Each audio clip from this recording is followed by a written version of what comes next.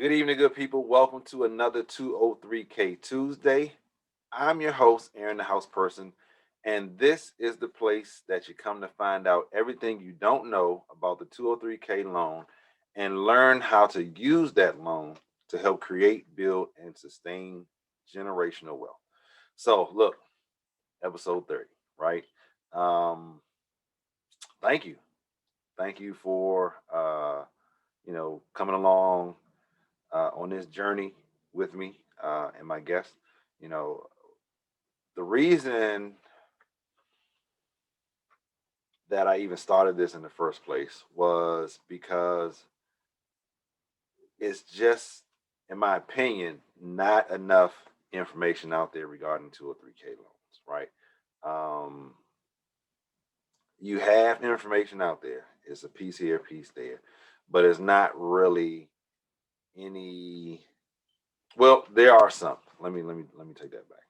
I was about to say there are not really any streamlined sources for you to be able to really understand the loan from start to finish, right? The process from start to finish, the players involved, that 203K starting lineup that you need to have on your team, that bench that you need to have on your team for after the process is done. You don't really see it out there in internet world in a succinct fashion and something that is, like I said, very streamlined. And so what I wanted to do with this platform is provide that to you, right? So now it is also in bits and pieces. I will say that because through the process of interviewing people, the industry experts across the country who are actively helping folks navigate the 203K process, right? And I say actively, I stress that because you want someone who is actively doing it versus someone who did it last year or the year before last or 5 years ago. Yeah, I did one about 5 years ago. Sure, I can help you. If that's the only person you have to work with in the area, okay, that's one thing. But you want somebody who is in the trenches right now, or just left the trenches, took a little break, and now they're coming back. Just left meaning a month ago, couple weeks. Not like years. And that's important to you because these people, this team you assemble, right? Your Avengers, whatever you want to call them, right? I say your starting lineup. These people are the ones who are going to guide you through that process from start to finish. And the stronger they are, the more knowledgeable they are, right? The better your process will tend to be. There are things out of anyone's control that it's like, I mean, we did everything we could. There's nothing we could do with that. We just kind of wait. We got to wait that out, right? There's some things that you're not going to be able to control throughout this process, but you want to be able to control the things that you can control, right? And I'm talking about put your hands on the wheel, like we in charge, right? But both hands on the wheel. Sorry, that's a movie reference. So I don't know if y'all noticed this, but like I reference movies, and maybe even TV shows, and maybe even some music, different songs. But uh, for those of you who get it, thanks. No, I'm kidding.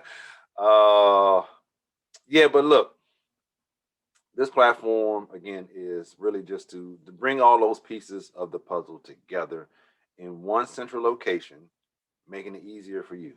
Uh, so for you who have discovered my channel, welcome, thank you. For you who have shared the information for others to discover and gain valuable knowledge and information from, thank you. For those of you who will be discovering, welcome, and those of you who will be sharing, again, just thank you in advance, because the more knowledgeable people are about this process, the better the process is for everyone, not just the buyer, not just the future homeowner or the current homeowner, because also people who own homes now, again, can refinance and renovate, right? But also for the industry partners, my industry partners. Again, I'm a realtor, licensed in DC and Maryland. So for all the other realtors across the country, the loan officers, the consultants, the appraisers, the title companies, right? Um, all those guys and gals, all those people. Um, it's important that, and if you look back at past episodes, you'll know that I've said, one band, one sound, right? We all singing from the same sheet of music. It's extremely important that that is the case. Um, and so, like I said, this is just a place for you to come and hopefully gain valuable information, even if it's just one nugget from each episode, right? You put those nuggets together and you got a 20 piece. I don't know, whatever, right? Get you some sweet and sour sauce, you're good to go. But no, those nuggets are valuable gems that can help you throughout your process, whatever they may be, right? Whether it be you're trying to help a parent, trying to help a child, or trying to help yourself in your direct family. So that being said, I wanted to also this particular episode, what I wanted to do, because people always talk about the good part, right? Like, oh man, it was so great, nothing went wrong, it was perfect. That doesn't exist, as we know. Perfect does not exist, at least not on this planet. Um, you can be close to it as possible, which I think should be the goal in majority of the aspects in life. But perfect doesn't exist, and there's no such thing as perfection when it comes to 2 or 3Ks. You can get close. Again, you can get as close as possible, where everything was just really smooth, with the exception of this one little tiny, teeny, tiny hiccup, or everything was good up until this. You know. So what I've done is, in order to kind of keep it short too, because thank you to all my guests who've been on the show. You guys have been great. You guys have added value to not just the people watching, but also to myself as well.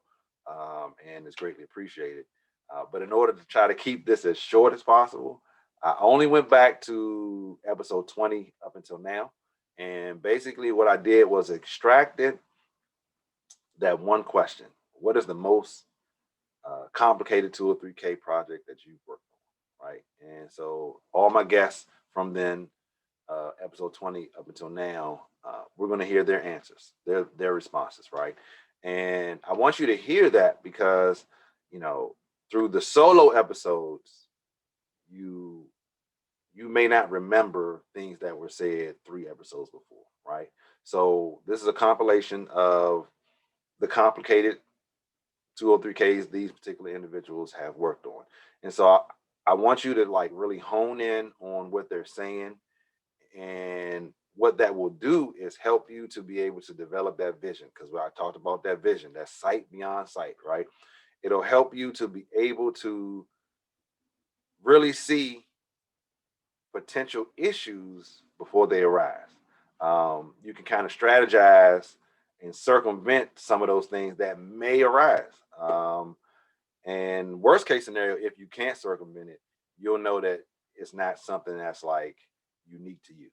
Now, I mean, don't get me wrong, it could be, but chances are it's not, right? And sometimes hearing that someone else has been through this process and this problem in the process and came out on the other side, unscathed and in a better place in general, right? It might have been a little rocky, just like on that roller coaster when you hit that turn, that you see it coming, but it's not the same as once you actually into it. Right? Or that first dip as you click, click, click, click, click, click, click, you the drop is coming. But it's one thing to know it's coming and actually be in that drop, right? Completely different situation. You can prepare as much as you want to, but it's still a drop regardless, right? So it will help you be prepared, or at least a little more prepared, for any particular situations, not any, but certain particular situations that may arise, right? So here is a compilation of episodes 20 up until 29. And I hope that you guys, again, extract the nuggets that they have left uh, in these episodes. And of course, in this particular one with the compilation. Just know that regardless of what you may go through, in the process. If you hold on to your why as strong as possible, and you're working with competent people who look to strategize and look to solve problems versus run away from them, I think that you'll find at the end it was well worth it. And regardless of whatever bumps and bruises you may have taken along the way, uh, you're excited at the end. Once you have your keys or have your keys again and move into that finished product, you know, woosah as you go through the process or the problems in the process. But, you know, once you move in, it's just like,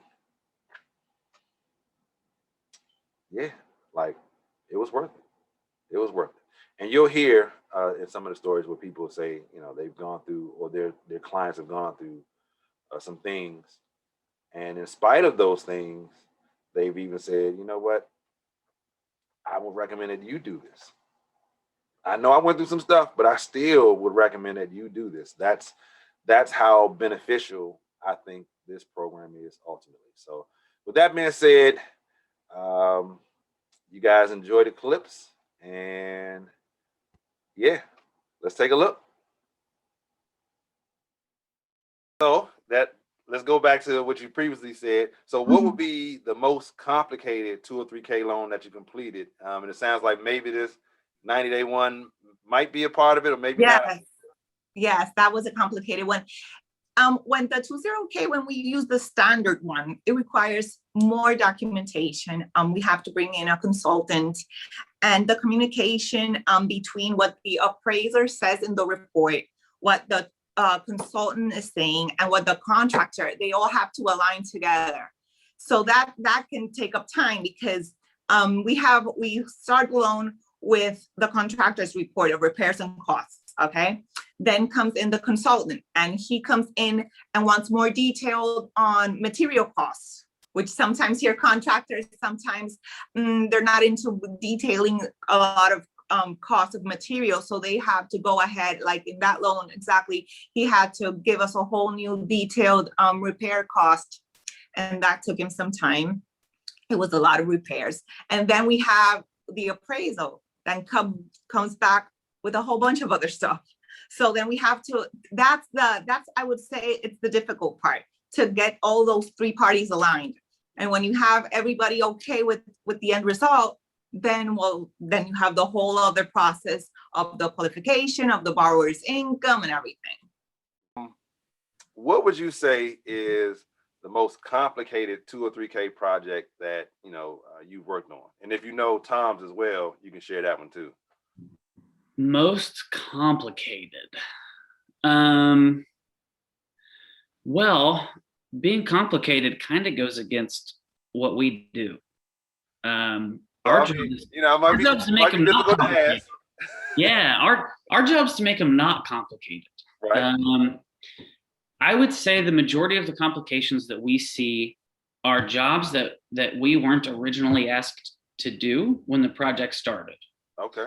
And that's kind of one of the things that we harp on, and why we think that our process is really cool about streamlining it from A to Z, is because even today, a big chunk of the work that we get done, or that we get asked to do, is a loan officer or a realtor, sometimes a client, but it's typically one of the professionals who's not part of our network, who got themselves into a project. Let's say I'm or a lender. Let's say I'm the lender on this project for a client. Well, as you know, probably from doing this, doing the show and then doing as many projects as you have, the contractor piece is kind of that's the tough one. There's a lot of contractors out there, and they have a bad stigma. And to be honest, I hate that there's a bad stigma out there, but it's also kind of nice for us who are good, because if you're a good contractor, you return phone calls, you get bids put on time, and you do good work, you're going to be successful, period, end of story. Yep. So we run into bad contractors oftentimes. A lender will say, hey, I've got this client, they've got a house under contract. They closed on their loan. There's this big $150,000 bid that we're getting ready to do. And the contractor just realized that that's coming out of their pocket, and they don't get paid until first draw. And can you step in and help us out? And we're like, probably, but we got to take a look at this. The loan's already closed, so you can't really change the bid. So now we're working within those parameters. Well, unfortunately, a lot of contractors also underbid things in order to get the job. So then we open up, we crack open this bid and go, okay, here's what you thought you were going to get done. Here's what we can actually do. So I don't know that there's been any like crazy complicated projects to do, but what we do a lot of is come in and clean up, so to speak, what another contractor has, walked away from, bailed on. That's the other thing we run into every once in a while. Contractor will start a job, they'll get their first pay and then disappear. And now we got to come in. Yeah. So now we got to come in, look at what's left of their bid, cut it into the pieces necessary to get it up to FHA standards or to get it at least mainly livable, and basically fix what this other contractor has broken. Wow. That's what we've kind of determined is that the trickiest spot of this whole thing is getting the right contractor who knows what they're signing up for, knows what they're doing, has a good bid, all the pieces, and finishes that project. So I'd say that's where we run into the majority of the complications from us getting a call to go fix something standpoint. When they run through us, A to Z, squash them. These are contractors. Everybody that works with us, they've done 100 projects. They know the deal. They know how it goes, and we get jobs done. So I'd say that's the most complicated piece, or at least the piece that's most complicated that we've noticed over the years. So now, as far as projects, what would you say is the most complicated 203K project you've worked on? Oh, wow. Yeah, probably the most complicated one was when a family wanted to connect their detached garage to the existing home, but they wanted to make it where they had a second story, come out of the second story so they could walk to it. So it was amazing project because, it's more, you're using a refi of the home. It wasn't where they were buying, it was a refi client, but it was a difficult project because we had to retrofit the home, just the amount of engineering and coordination and then just ensuring that the second floor, that second floor and then connecting it to a outside building or detached garage, which he had converted into having a area for him to go play, poker with the guys. It's kind of his man cave. But it was a great project. So it was the complexity of it is what made it just all the engineering work and then the construction that went with it and trying to tie it in. It got difficult in some space, and then being in a coastal environment where you had to have windstorm provisions that you had to meet. So all that together made it probably the most complex one. Now, I've also had them where they were difficult because of the clients involved, which I think is what makes you as a 203K consultant start focusing more on the relationships. You can know everything from, you say, do you know the process? You can know it like, just because you know it, if you can't communicate it to the parties and then also communicate it in a way where you speak to their needs and their issues. Everybody has a different set of issues when we talk about the lender, the client, the contractor, and the realtor. They're all, realtor has the client's interest in mind, but they still have they're in a different space. The contractor is like, okay, I gotta perform. He has a lot of risk. The lender has a lot of risk. They want to make sure it's done right.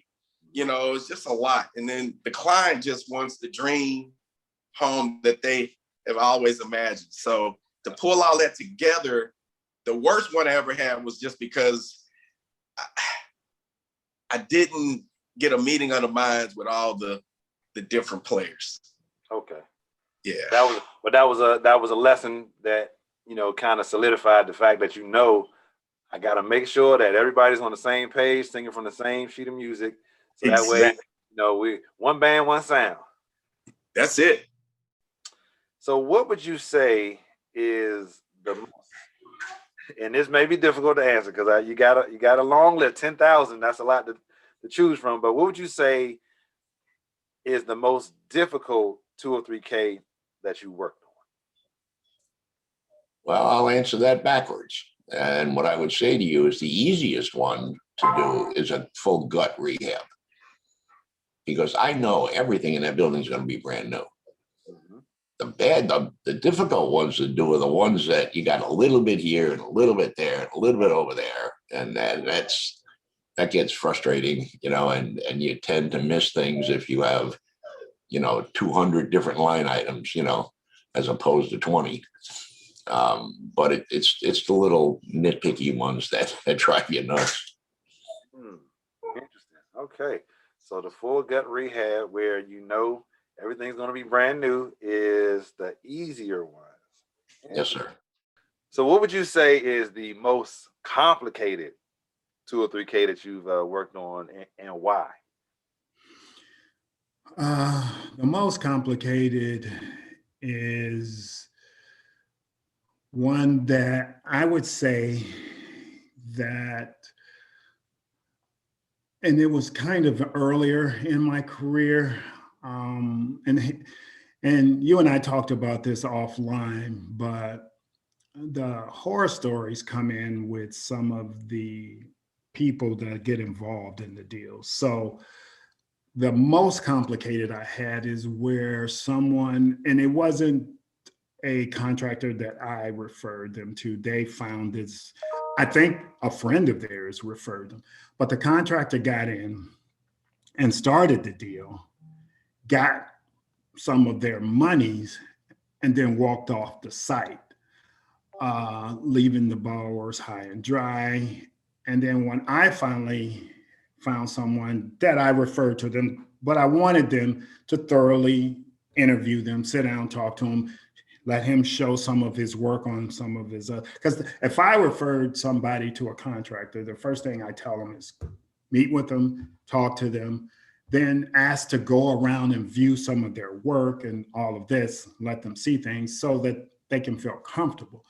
But so when he got in there was a lot of sloppiness done to the parcel work that they had done prior. And so you almost had to redo the whole thing, and it just went on and on and on. And the buyer was already distraught, so they didn't trust anybody. So the whole thing took way longer than it should have. But when it finally ended and everything was complete, the buyer was so happy because they saw that it was good work, clean people, good trusting. But what they had gone through in the beginning from their contractor just kind of soured them in the whole deal, and it made the whole deal so negative. And that's the sad part about it, is that the intentions, then we can do everything, but if you get a bad egg, it ruins it. Absolutely. And I don't know, if that person, the contractor, knew going in, hey, I'm just going to go in here and make a couple of dollars and disappear, or if something happened, through the process, and they realized they bit off a bigger apple than they can chew. But whatever the situation is, communication really goes a long way. So say, hey, look, I don't know what I'm doing here. I thought I could handle this, but I can't. I'm going to back out. Try to make it as smooth as possible. Don't just roll out on the people. That's the key. And the person, it was one of those stories where the clients couldn't contact them. They started ducking and dodging, couldn't find them. So I don't know what the situation was with them, if, like you said, it was more than they can chew, or if they were just a scammer, who knows? But all I know is that it made it hard on the client. Well, I'm glad you were able to refer somebody who came in and kind of saved the day, and Yeah, he was the hero. Right. So ultimately, the owner, they were able to get that finished product that they were looking for. So that's a good deal. And that's the bottom line, is because we hear a lot of horror stories, but if you could, what they say, turn that frown upside down, which that's what it ended up being, it made it worthwhile in the end. There was a lot of struggle and strife as you go through it, but at the end, it ended up great for them. And they got their friends to do a K loan. So that's good. Okay. Now that I really like to hear that. So even though they went through that experience initially, it was so good ultimately that they said, look, y'all want to try this yourself. This is a great thing. So that okay, good cleanup, good deal. So what would you say is the most challenging part about the 203K process? Identifying your team is always important. Matter of fact, when I first got in real estate, I couldn't understand why everybody was so cliquish. I used to be like, why, I thought, everybody's free love. What's going on? But I realize now that your team is everything. Like your team will make and break you. Okay. So you got to make sure you know who is the top dog in the 203Ks. You got to know who is a great HUD consultant, a great inspector, a great, and then the most important, and this part, the contractor, because the contractor, if they don't carry this thing through or got too many different jobs, it can take it to a whole nother level. You know what I mean? Or if they dish the job, it's a problem. So the most challenging thing is making sure you have a good enough reputation so that the people who you bring on, we're honoring each other's space. You know what I mean? And we're going to get it to the end. Okay. Yeah. Sorry about that little. No, it's fine. Hit the wrong switch. But no, you're absolutely right. Having that team in place is everything. Everything. We're gonna go with that. Everything. Because if if I have to do my job and you do yours, it's just much easier. If I have to keep going back and, ask questions, and we have stopped deals where it's like, look, what's going on? Explain to me what's going on the appraisal. Why is it this much money per square feet and not this? Like, it's all these little intricate things that you got to learn. And each project is different. I don't care what nobody says. So when people be like, I've been in this for 20, 30 years. Okay. Because they still make a mess too sometimes, or they don't do their due diligence as well, or, they don't realize that you can be in a business for years and literally there's just a different situation that pops up and surprises us all. So absolutely. Always learning, always gonna be learning. Yeah. Actually, what was the most complicated 203K loan that you worked on? So I would say this was recent. My client wanted to convert a 2-unit to a 4-unit, and I guess that was not the most complicated, but they wanted to convert a 2-unit to a 4-unit. And the problem is that in Chicago, nobody wants to answer at the zoning department. So we need to get something that says that it can be a 2-unit. Now, whenever my clients go into contract and they want to upgrade units, I let them know from the jump that it's very difficult. It's not something we recommend you do. You can do it as long as you can give me something from, your municipality stating that it can be the amount of units. So in this particular situation, we had to make a lot of calls and do some strong, and we were able to go down and get somebody from the city to give us the zoning. In addition to that, the underwriter accepted something from the architect and something from the consultant, which that was my first time that they would accept that. So I'm still kind of a little in shock, but we were able to, finally get that deal closed. From there. And then other complicated deals is just the value. Like when the value doesn't come back, it's like the seller doesn't want to budge, the buyer doesn't want to budge. So it's kind of like you got to find the middle ground. I got to discover, are you trying to over improve the property? Is the current value really worth the current value? So it's kind of like you got to figure out who's off on value to decipher who should take the cut if the value doesn't come back. Gotcha. Okay. What would you guys say is the most complicated 203K project you've worked on to date? I knew that one. Yeah. Go ahead. I mean, you would agree. Which one are you talking about?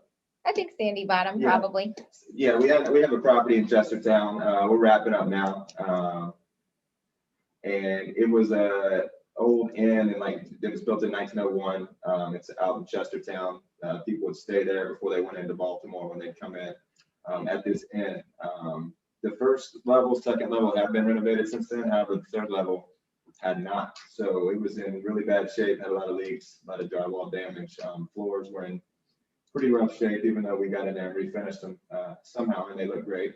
But so we went in and restructured the whole layout. We added a bathroom, ran HVAC, electrical, plumbing. It needed all of that.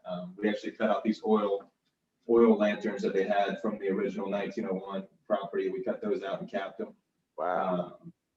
And then also, you know, it was just between that and then that was probably one of our first larger jobs we had done since COVID was going on. So like not being able to go to the permit office between that. So it was as far as that aspect of it, you know, it was a fun project. It just brought on, you know, some things that we that were new to us. And the logistical complexity. Right, like right. that was,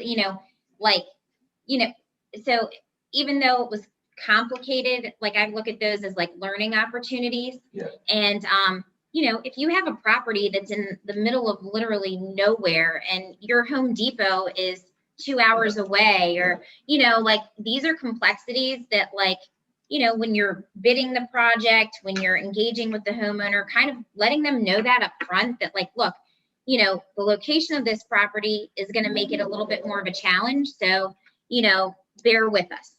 It's possible, but there's going to be things that are going to be a little bit more challenging. And I just think that even though it was a little bit more complicated, it was fun. Like he said, that's what makes it fun. And it's beautiful. Yeah. So Yeah. we have a video on our website of it. We'll do a completion video once we're done, but the homeowners are super happy. We'll be wrapping that up in the next week or two. And stay tuned for the after video. So. Yeah. Okay. So if your home is in the sticks, just be patient. Yeah. All right, guys, there you have it. And there it is. So question, what was the largest takeaway that you got from this compilation of clips, right? What was that one gem that you're able to say, you know what, if I don't do anything else, I'm going to make sure that this happens when I start this process, when I take on whatever I plan to take on in regards to a project, right? What are you thinking about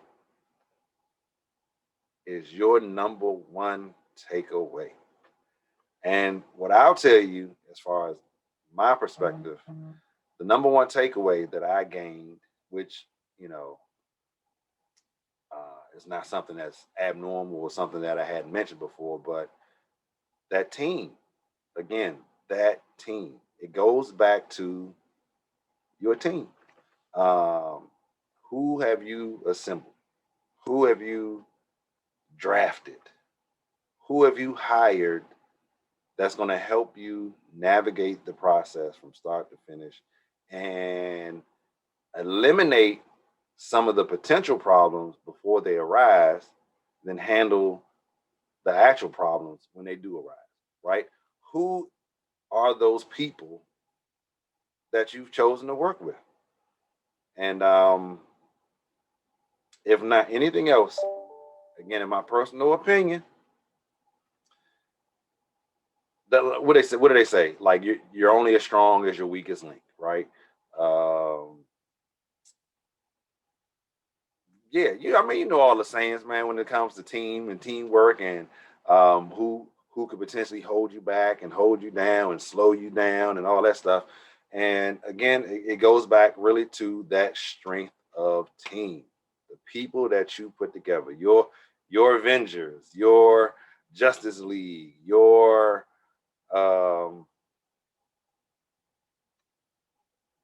you know what I'm talking about. Your group of people, right? Your 203K starting lineup. Who are these people? Where did you find them? Did you try to get the best of the best, right? So that's kind of where we are, in my opinion, right? I don't know what you took away. If you took away some other things, great. But hopefully, as in addition to that, you also took away that team is really where it is. That's going to make or break your process, right? Hopefully make it an enjoyable one at that. But yeah, that potential weak link, and if you have one, it does happen, right? Like you may have vetted someone and they look like they're a really strong candidate. Everything's going to be great. And then as you start going through the process, things aren't as great, right? And it's one thing for it to be not great because of various circumstances. It's another thing for things to be not great because people aren't handling their business like they could and like they should. So you want to definitely have those people who are going to handle business because you will have issues. Like I'm just going to be real. Like you're going to have some issues. What can you do but try to solve them, right? What can you do but try to figure it out? What can you do but try to press, not even try, but to press ahead, press on, keep it moving. Keep that one foot in front of the other so you stay moving forward to reaching your goal, right? Getting that much closer to attaining that goal that you have of a completely renovated space or a partially renovated space or a brand new kitchen or a completely finished basement with a new bathroom or that ensuite or moving grandma's room to the main level so she don't have to deal with those stairs anymore or whatever, right? Whatever that may be. I'm hoping that you really see that teamwork is crucial, right? Teamwork makes the dream work. There's another one of those cliche phrases, those catchphrases. Teamwork makes the dream work. And there's plenty more I'm sure you know of, but if you really look at the essence of the phrase, it's true. Like teamwork makes the dream work. You got a dream of having this finished product and you got to put together the team and they got to work together cohesively to help bring your dream to fruition. So that's all I got for you guys today. Moving forward, the next few weeks, we're going to be doing, some special short clip episodes. And we're doing that because I'm getting together more great guests to interview. And in addition to that, working on some projects with my clients, and we're going to be, documenting that process as well. So upon the conclusion of these short videos, that will still be 2 or 3K Tuesday, 7 o'clock and everything, but it's going to be a little bit of a run. And upon completion of those, we'll come back with more interviews. We'll come back with some footage of projects that are being worked on. Hopefully, we'll have not just the before, but the after as well. Not just the before and the during, but the before, during, and after. But of course, that depends on how these projects go, how things move along. But yeah, so that's all I got for you guys tonight. I appreciate you tuning in. Again, thank you for sharing. Those who have shared, be sure to leave a comment. Like if you have a comment, please leave it down below. I won't be offended if it's a critique. That's perfectly okay because that makes me better to do better for you guys and anybody else who may come along later on and watch this.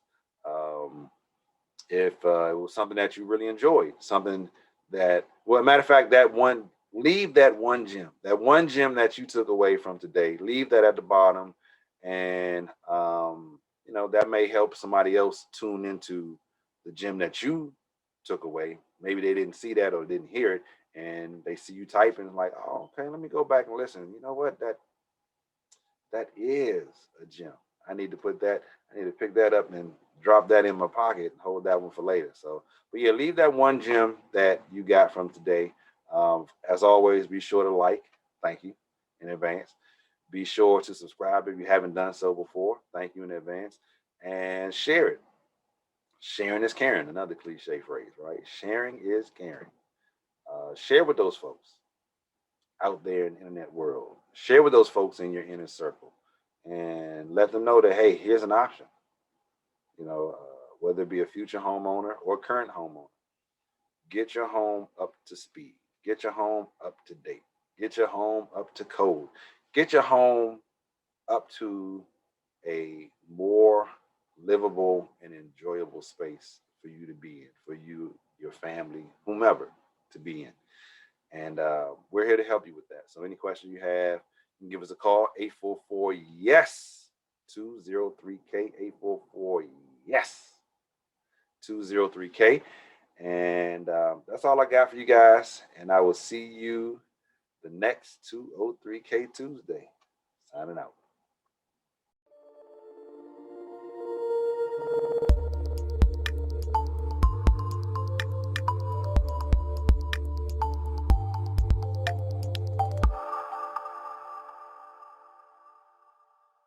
Be sure to like, subscribe, share, and ring that bell.